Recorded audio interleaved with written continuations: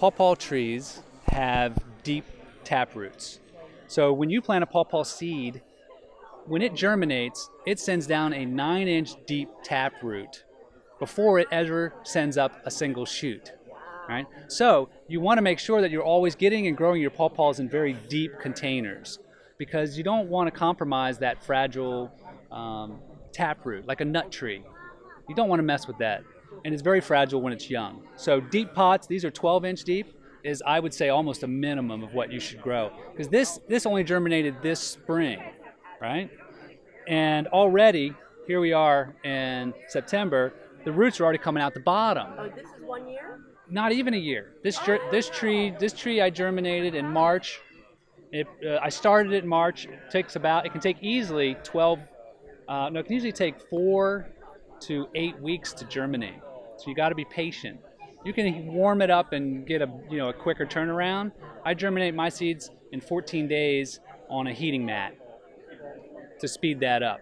Then you have to wait for that taproot to grow down at about 9 inches before it even begins to shoot another shoot up. So that can be another 12 to 6, sometimes 8 weeks until you see that shoot come up.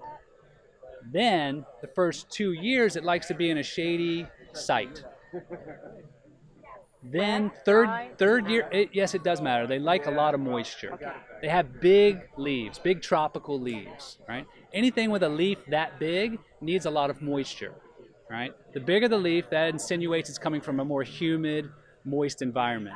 The smaller leaves, like the mesquites and things in the desert, those little thin leaves are more adapted to arid climates. So you can tell a little bit about where something's from by its leaf size. So the pawpaw's got a huge leaf, so it needs a lot of moisture to maintain that, and that also goes for not planting it in windy spots. But it does not like to sit in a wet soil. The roots have to breathe. If you put pawpaws in very wet soil that stays consistently wet, you will start to get fermenting and root rot, and the tree will not prosper. Permaculture, we observe what's naturally being productive in an ecosystem, and we work with that energy. So when you see pawpaws growing wild in the woods here, naturally adaptive, you observe that and say, okay, let's work with that energy. Let's plant and work with this thing that's already naturally doing well here. And we're just so lucky that it has this amazing tropical fruit. You know, it migrated back with the glaciers over thousands of years from the tropics all the way up to our back door here.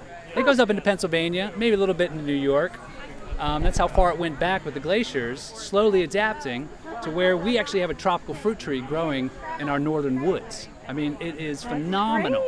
And that's why the flavors are like custard apple, its cousin, soursop, its closer cousin, cherimoya, which is a subtropical custard apple. So really we've got an amazing, I don't say an anomaly, but a miracle that we've got this amazing tropical fruit that grows here. All hail to pawpaw!